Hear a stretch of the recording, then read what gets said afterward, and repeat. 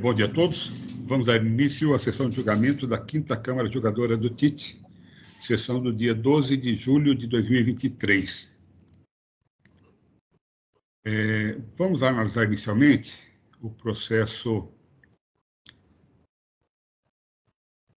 41.49.458.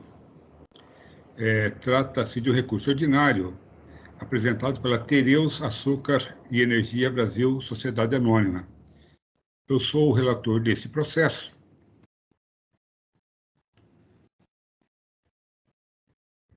E só vou pedir aqui um minutinho para que eu passe.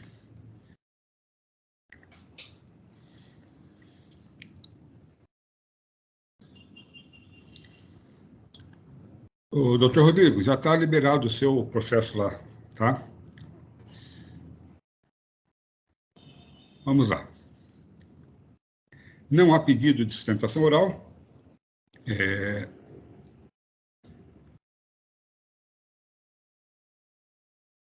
Bom, e aqui é o seguinte, trata-se de apenas uma acusação, que é a autoridade acusada de, através de sua incorporada, Tereus Açúcar e Energia Andrade S.A., deixou de pagar o imposto no período de novembro de 2018 a março de 2019, devido em decorrência de, não obstante ter indicado outro estado como destino das mercadorias, que é o etanol hidratado combustível, essas não terem saído do território paulista, conforme se comprova pelas respostas a notificações e demais documentos e informações fornecidas pelo fisco do estado do suposto destinatário, que é DIAL, Distribuição, Abastecimento e Logística, EIRELI, que se encontram juntados ao presente. O ICMS reclamado, calculado conforme demonstrativo anexo, se refere à parcela do imposto sobre as operações subsequentes, ICMS-ST, conforme previsto no artigo 418b, inciso 1, item B do RICMES.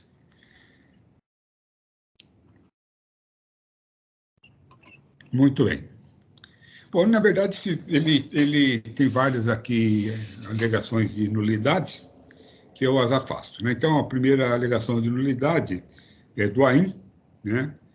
Por se fundamentar em provas emprestadas de outros processos administrativos do fisco paulista e paranaense, que constataram fraude estruturada com a utilização do nome e dados da DIAL, nos quais não teve a oportunidade de exercer o contraditório.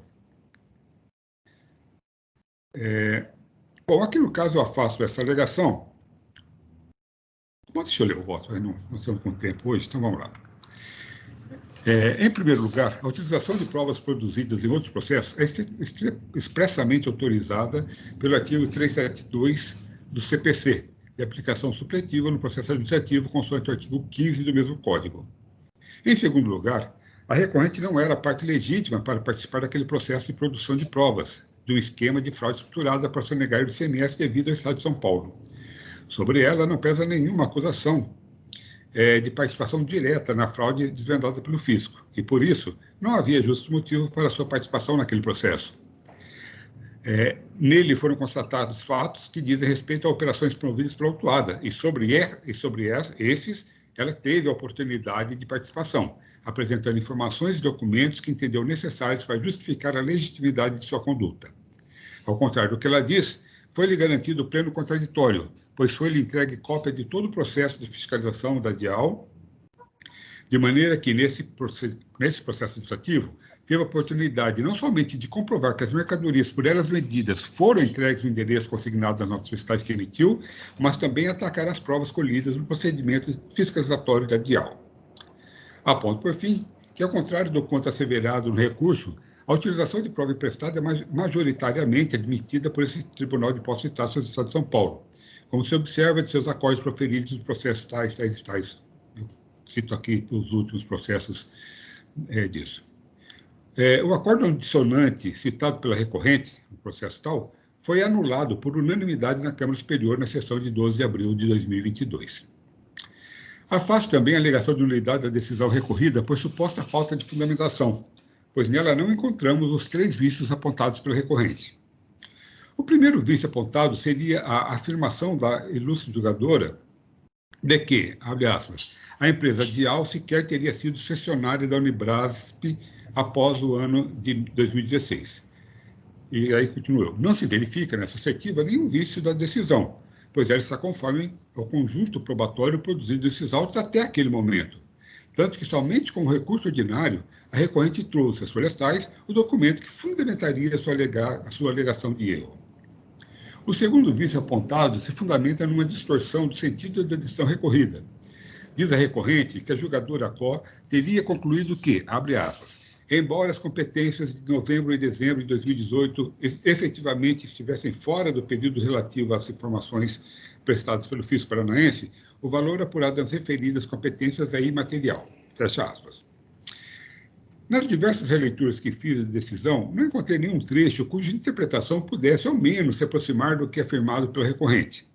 É possível que sua impugnação se refira ao parágrafo 38 da decisão, na qual a julgadora assevera que, acerca do período coberto pela resposta do fisco paranaense, verifica-se que as operações de novembro a dezembro de 2018 totalizam 10 notas fiscais, enquanto que as operações de 2019, algumas centenas, sendo, portanto, irrisório, perto da totalização da infração. Nota-se aqui que a julgadora não utilizou o termo imaterial, mas irrisório, que tem um significado diferente daquele, e não fez nenhuma referência ao valor apurado daqueles 2 meses. Sua análise se dá exclusivamente sobre a quantidade de notas fiscais consideradas na autuação, para concluir que as 10 operações efetivadas nos 2 meses de 2018 e que não foram objeto de manifestação do fisco paranaense não fragilizam a acusação fiscal, pois é uma quantidade muito pequena diante das centenas de operações ocorridas em 2019, cujas mercadorias não foram entregues na base de armazenamento da Unibrasp.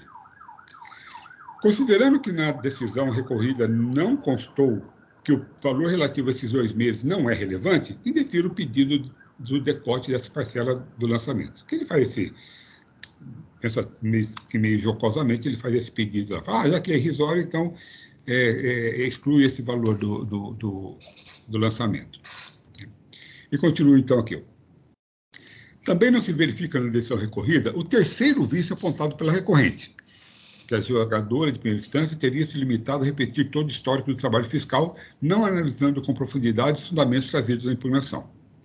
O confronto da decisão recorrida com a impugnação inicial mostra que a ilustre julgadora analisou os argumentos trazidos pela autuada e bem fundamentou o seu voto, enfrentando todas as teses por ela levantadas.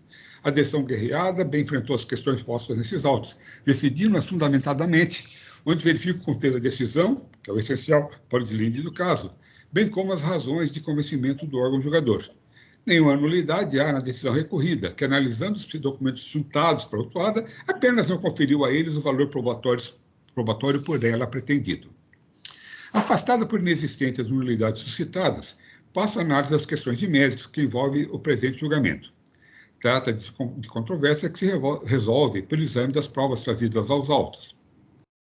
As provas trazidas pelo fisco paulista comprovam que o contribuinte paranaense, DIAL, distribuição, abastecimento e logística dele, consignado como destinatário das mercadorias vendidas pela autuada, jamais as recebeu. Não se trata, como argumenta a recorrente, de mera consulta realizada no site da ANP, Agência Nacional do Petróleo, assim como em fotos de satélite, mas em um conjunto probatório robusto, que não deixa dúvida sobre o esquema fraudulento perpetrado por sua parceira comercial. Vou só abrir um parênteses aqui, né, para a gente contextualizar aqui Então, essa DIAL, ela existiu por um tempo lá, ela tinha até um aluguel de um espaço lá nessa Asbrave. Bom,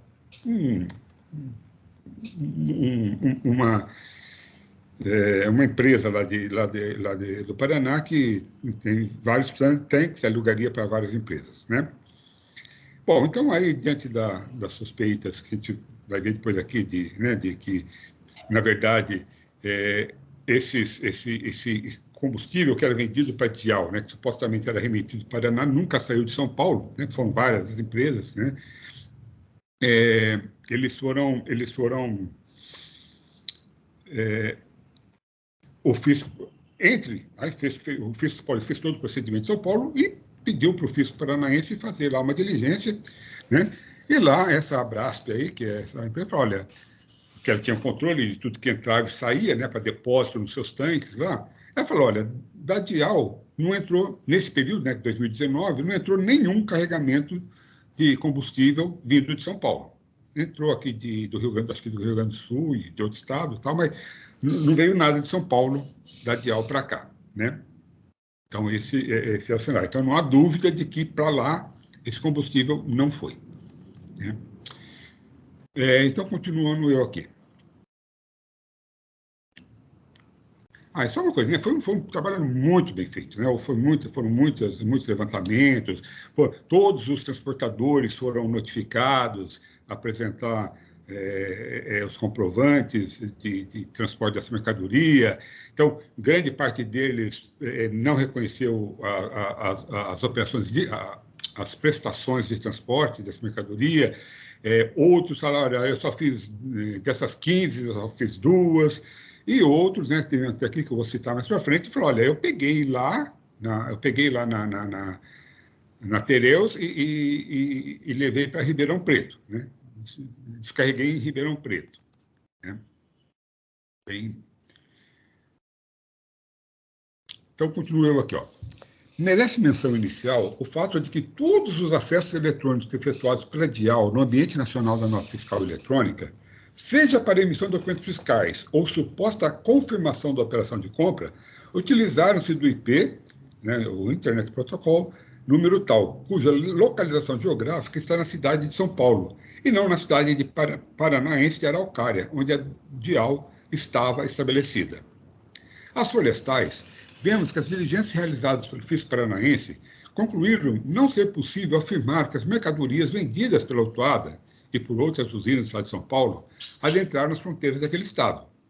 Nesse mesmo documento, observamos que a companhia Unibrasp, Brasileira de Petróleo, S.A., empresa cedente dos tanques de armazenagem, informou que as mercadorias recebidas em sua base de armazenamento no Paraná, destinadas a Dial de janeiro a junho de 2019, originaram-se dos estados do Paraná e Mato Grosso do Sul.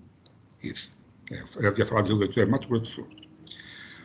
Os atos editados pela Agência Nacional de Petróleo, Gás Natural e Biocombustíveis, a Florestais, demonstram que, desde maio de 2018, a Dial não atendia as condições para desenvolver a atividade de distribuição de combustíveis.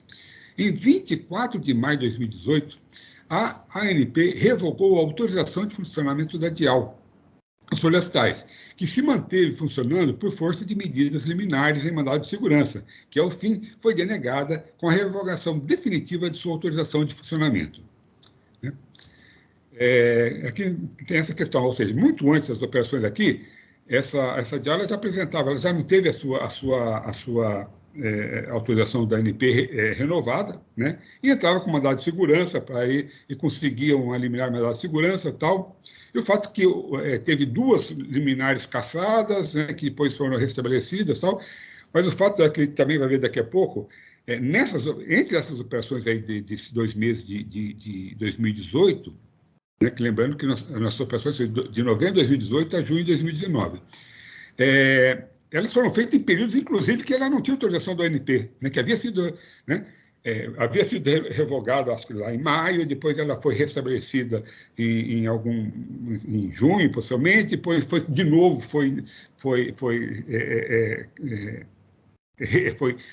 aí foi revogada esse ato que suspendia o cancelamento da inscrição, né, de maneira que ela estava sem condições de operação pela ANP, né, e só depois, no final de dezembro, desculpe, que ela conseguiu uma nova liminar para de novo reativar. De maneira que houve um período aí em que, efetivamente, ela estava impedida proibida de operar pela ANP e a Tereus comercializou com ela, né? O que coloca por terra depois aí a questão da boa-fé. A grande questão é que a Tereus está pouco se importando. Qualquer caminhão que chegava lá para carregar, ela enchia de combustível e não tem nada a ver com isso. A grande história é essa, né? Na verdade, toda a discussão dela está sendo nesse sentido, né? Continuando, então. As diligências realizadas junto aos transportadores indicados em documentos fiscais emitidos pelas usinas de álcool paulista, Solistais, demonstram que grande parte dessas prestações de transporte não foram reconhecidas por aqueles, e outros confessam a entrega da mercadoria transportada em postos de combustíveis localizados nesse estado. É o caso, por exemplo, da FV Viana Mazeto Transporte, cujo titular reconhece ter transportado o álcool vendido pela autuada em apenas 13 das 40 operações em que ela o indicou como transportador. Informa que, mesmo nessas 13 operações, a mercadoria foi entregue no posto original de Ribeirão Preto, Eireli, na cidade de Ribeirão Preto. Todos esses fatos legitimam o questionamento do fisco paulista quanto à natureza interestadual das operações realizadas pela autuada. Notificada a prestar esclarecimento sobre essas operações, ela apresentou alguns pedidos de compra e comprovantes de pagamento, que, junto com milhares de documentos trazidos com impugnação inicial, certificado de pesagem, certificado de análise, termos de responsabilidade do motorista, etc., só comprovam a saída das mercadorias vendidas dos seus estabelecimentos. Mas esse fato nunca esteve em discussão nesses autos. Não há dúvidas de que o álcool etílico hidratado foi vendido, tanto que no inicial se cobra imposto relativo a essas saídas. A discussão recai sobre o destino dessas mercadorias, que não foi aquele consignado em documentos fiscais emitidos pela autuada. Defende-se a recorrente, argumentando que, abre aspas, as vendas de etanol no período foram concretizadas na modalidade spot e com incidência da cláusula FOB, frete por conta do destinatário, hipótese em que cessa toda e qualquer responsabilidade do vendedor após a entrega da mercadoria, fecha aspas. Continuo eu. Devo observar inicialmente que essa cláusula oriunda do direito comercial é uma convenção particular que opera somente entre as partes contratantes e não poderá ser oposta à fazenda pública, nos termos do artigo 123 do CTN. A responsabilidade do vendedor cessa com a entrega da mercadoria somente em face do comprador, não em face do fisco, que é terceiro estranho a esse acordo. Também relevante é o fato de as vendas terem sido realizadas por meio de um corretor independente. Esse apenas intermediou as vendas, mas toda a operação foi realizada pela autuada. Foi ela quem recebeu os pagamentos, forneceu as mercadorias, carregou os caminhões, emitiu as notas fiscais e, acima de tudo, ela é a única responsável perante o fisco pelas operações de circulação de mercadorias que promover. Foi a autuada quem aplicou a norma tributária afastando o imposto devido ao Estado de São Paulo. É dela a responsabilidade pelo correto pagamento de ICMS incidente sobre as operações que promoveu, bem como da comprovação das condições em que elas se efetivaram. É sua obrigação de comprovar a saída das mercadorias do território paulista, nos termos do artigo 23, parágrafo 3º da Lei 6374 de 89. Nada há de diabólica nessa prova que a lei exige do contribuinte. Essa prova seria de muito fácil produção se as operações tivessem sido efetivadas como registradas nas notas fiscais. Bastaria a recorrente comprovar a entrada de mercadorias por elas vendidas no endereço nelas consignadas, por meio de recibos de pedágio, visto de fronteiras fiscais, declaração da Unibrasp, etc. Essa questão daqui da prova diabólica, que ela fica lá, porque lá no documento que o Fisco Paranaense mandou para o Fisco Paulista, ela lá faz uma conclusão seguinte: olha, não é possível afirmar categoricamente que as mercadorias remetidas para a DIAL tenham efetivamente entrado lá no estabelecimento de destino. Né? Como ele usou o termo categoricamente, falando assim, é uma prova diabólica, porque realmente não tem nem como a nós, nem ao Fisco Paranaense, fazer prova dos milhares de caminhões que entram e saem das suas fronteiras. Não, nada há de diabólico nisso. Né? De fato, que diabólico teria para o Fisco, né? O fisco não tem como provar um fato negativo, não tem como provar algo que não existiu, né? Que a mercadoria não entrou né? Isso é diabólico. Que ela entrou é fácil. Né? E ainda, apesar disso, o fisco ainda comprovou. Né? Tem aqui declarações que eu falei lá, aquelas 13 operações, efetivamente, o fisco já comprovou que ela entrou em Ribeirão Preto, nunca chegou no Paraná. Né? E continuo aqui. Não há qualquer sentido, no caso em análise, na discussão sobre solidariedade prevista no artigo 124 do CTN. A obrigação de recolhimento de CMS-ST nas operações em tela era da própria autuada, pois a lei as presumiu internas, uma vez que não comprovada a saída das mercadorias do território paulista. Também a alegada boa-fé da recorrente não pode ser observada nesses autos, pois essa exige, no mínimo, a demonstração do dever de cautela do contribuinte em suas negociações. Ela não verificou nem mesmo a situação cadastral da sua compradora perante o fisco paranaense. Os documentos que ela aponta em seu recurso para demonstrar a regularidade da DIAL foram trazidos aos autos pelo fisco. Além disso, nos dias 28, 29 e 30 de novembro de 2018, ela vendeu álcool etanol hidratado à DIAL, período em que vigia o despacho 1320 da ANP, de 28 de novembro de 2018, que impedia de exercer atividade de distribuição de combustíveis líquidos, florestais. Concluo, pelo conjunto probatório aqui produzido, que o efetivo destinatário das mercadorias vendidas pela autuada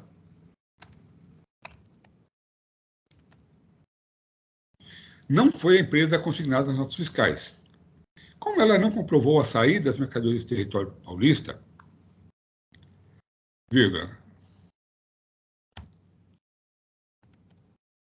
como exige a legislação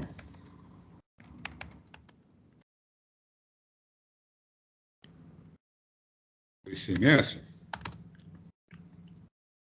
agiu com acerto o agente fiscal na lavratura do AIM ao presumir a realização de operações internas e cobrar o imposto devido por substituição tributária, pois ela é a substituta tributária nas saídas internas que promover.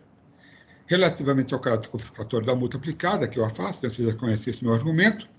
E quanto ao pedido de suspensão da exigibilidade do crédito, também, você já conhece, né? Ele é inerente ao processo administrativo.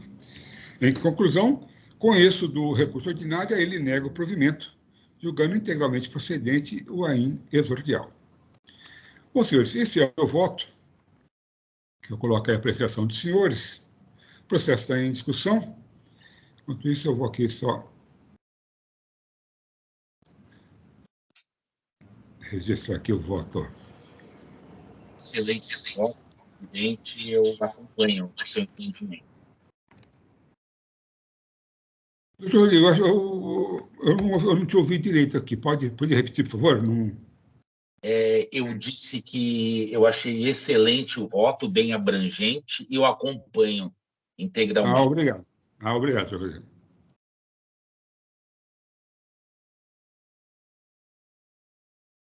A representação fiscal concorda com o voto, parabenizo o relator, não temos nada a acrescentar. Obrigado.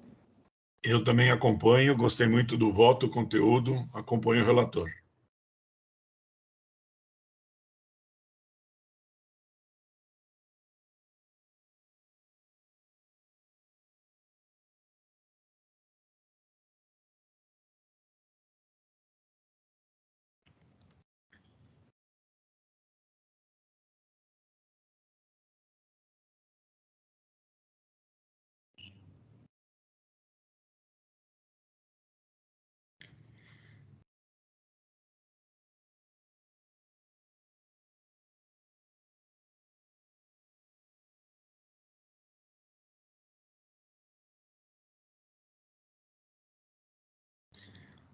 Muito bem, peço então aos senhores que confirmem a presença para verificação do quórum de votação.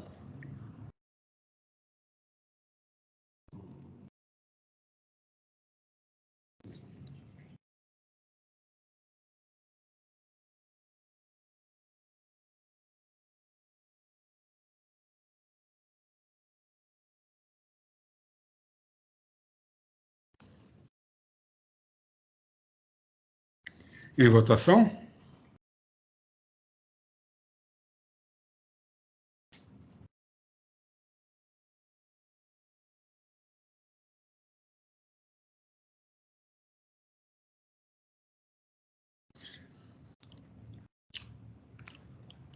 Ô, Lira, eu não sei se você está tendo... Isso, já conseguiu, né? Tá ótimo. Valeu, obrigado. Queria te falar onde é que estava o botão aí da... Ok. Muito bem. Então, por unanimidade, foi negado o provimento ao recurso ordinário interposto pela Tereus Açúcar Energia Brasil, Sociedade Anônima, nos termos do meu voto, né, que fui relator do processo. Continuando, vamos analisar o processo 41.23.666. Trata-se de um pedido de retificação de julgado, apresentado por Tribond Brasil Indústria e Comércio Limitada. O relator do processo é o Dr. Rodrigo Hafstein, e eu passo, então, a palavra a ele, para que ele apresente, não há pedido de sustentação oral, né? Então, eu passo a palavra ao doutor Rodrigo para que ele apresente aí o seu voto. Doutor Rodrigo, fica à vontade. Só uma orientação. Agora a tela aqui eu volto para a tela inicial.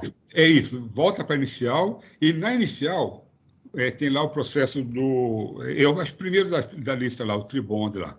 Ok. É só clicar em cima do número lá que entra nele. Tá ótimo. Obrigado. Obrigado, presidente. Trata-se de um pedido de retificação de julgado apresentado pelo contribuinte em face da decisão prolatada por essa mesma quinta Câmara, né, acho que em 2021, sob minha relatoria. Foi dado parcial provimento ao recurso ordinário na época, reduzindo-se alguns itens que se referiam apenas a descumprimento de obrigações acessórias com a aplicação do 527-A do regulamento.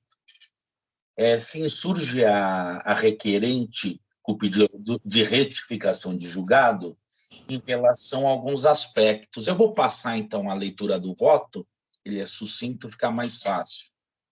Em seu pedido de retificação de julgado, a requerente invocou alguns pontos os quais a decisão recorrida teria incorrido em erro de fato. Pois bem, segundo a requerente, a decisão recorrida teria desconsiderado a jurisprudência do egrégio STJ acerca da contagem do prazo decadencial ao aplicar ao presente caso as disposições do artigo 1731 do CTN. A despeito de a requerente ter trazido alguns julgados deste mesmo TIT, além de precedentes do STJ, a meu ver, trata-se de mero inconformismo quanto à interpretação dada pela decisão recorrida, ocasião na qual deixei de aplicar o artigo 150, parágrafo 4º do CTN, sob o entendimento de não ter havido pagamento antecipado, sujeito a homologação, creditamento indevido e descumprimento de obrigações acessórias.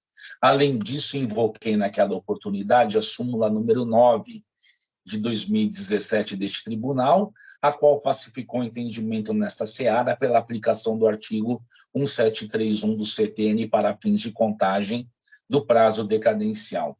Assim, não conheço do pedido de retificação de julgado quanto a esta temática. Ainda em seu pedido de retificação de julgado, a requerente sustenta que a decisão recorrida teria incorrido em erro de fato ao não considerar as multas aplicadas pelo fisco como de natureza confiscatória. Tal alegação também revela mero inconformismo à medida em que, como se sabe, é defeso a este tribunal deixar de aplicar normas válidas, vigentes e eficazes, como se revela as que trazem a previsão acerca das multas aplicadas pela fiscalização. Tal fundamento saliente já está contido na decisão recorrida. Diante desse cenário, não é caso de conhecimento do pedido de retificação de julgado, também sob esse prisma. Segundo a requerente, em seu pedido de retificação de julgado, a decisão recorrida teria, abre aspas, deixado de apreciar o fato de que o fisco indevidamente calculou a multa sobre o valor do imposto acrescido de juros de mora. Equivoca-se a decisão. Desculpa, presidente, aqui eu vou precisar fazer uma edição. Equivoca-se a requerente. Ora, a decisão recorrida, ao contrário, abordou tal questão ao pontuar. Aí eu trago aonde eu digo, né? Abre aspas. Por fim, a recorrente se insurge contra a atualização do valor básico da multa, sustentando que essa sistemática não poderia retroagir a data do fato gerador. Acerca da matéria, de igual modo, este egrégio tribunal editou a súmula 13 de 18, o que revela a correção do procedimento adotado pelo fisco, fecha aspas. Assim, não conheço do pedido de retificação de julgado quanto a esta questão. Por último, sustenta a requerente que os juros aplicados pelo fisco em patamar superior ao da Selic seriam ilegais, tendo a decisão recorrida os mantidos sem levar em consideração o quanto disposto no artigo 28 da Lei 13.457 de 2009. A exemplo das outras questões trazidas pela requerente aqui já enfrentadas, tenho para mim se tratar de mero inconformismo, tendo a decisão recorrida se escorado na edição da súmula 10 de 17 deste tribunal. Ocorre que, posteriormente àquela decisão e também após a apresentação do pedido de retificação de julgado, ora em julgamento, em junho de 22, a Câmara Superior deste tribunal revisitou a aludida súmula, alterando sua redação para que os juros sejam limitados à Selic. Diante deste fato superveniente, em atenção a alguns princípios constitucionais aplicáveis ao processo administrativo, dentre eles o da segurança jurídica, acolho a pretensão da requerente para que sejam afastados os juros calculados em patamares superiores ao da taxa Selic, relativos aos fatos geradores ocorridos antes de novembro de 17. Ante todo exposto, conheço parcialmente do pedido de retificação de julgado e dou-lhe parcial provimento, para que sejam afastados do cálculo do AIM os juros aplicados pelo fisco em patamares superiores à taxa Selic, referentes aos fatos geradores ocorridos anteriormente a novembro de 17. No mais, mantenho a decisão anteriormente prolatada em todos os seus termos. É como voto, presidente. Eu só vou precisar... Eu já liberei para a edição lá, doutor Rodrigo. Obrigado, presidente.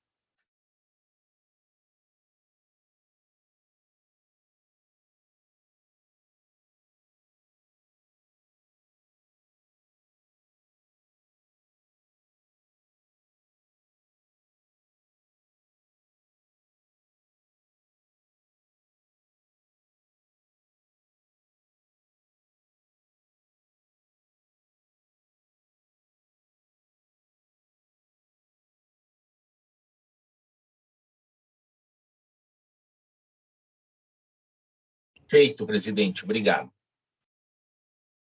Obrigado, doutor Rodrigo. Processo está em discussão.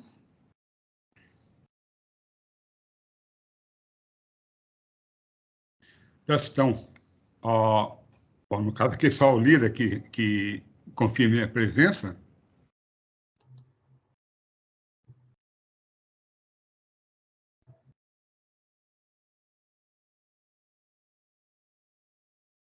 Em votação.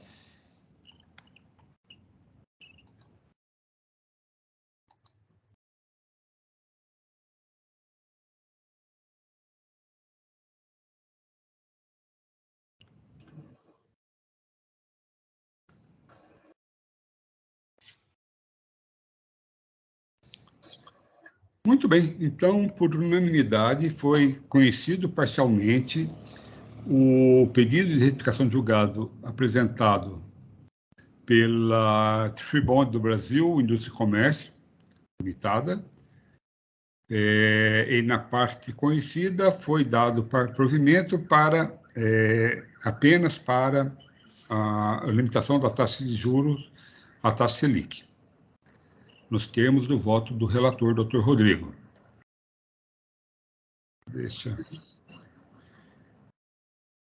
Eu anuncio, então, que está sendo retirado de pauta o processo 41.49.613, que é um recurso ordinário apresentado pela Labate Papéis Máquinas de Suprimento Limitada, e o processo 41.51.377, CP Comercial SA, também um recurso ordinário, também pela ausência da relatora.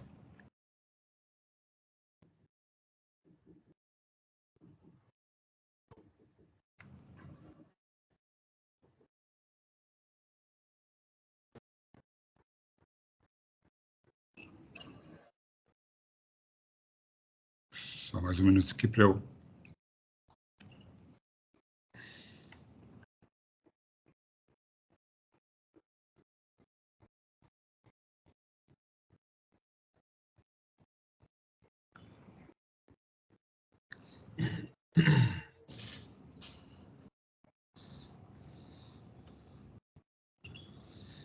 Bom, com isso, nós encerramos, né, a pauta de hoje.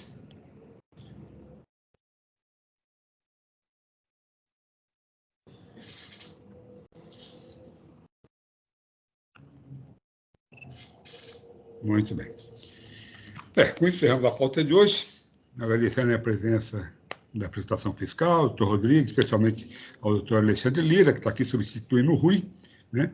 E eu dou, então, por encerrada a sessão de julgamento da 5ª Câmara Julgadora do TIT, sessão do dia 12 de julho de 2023. Por favor, aí, Oswaldo, pode encerrar aí a gravação?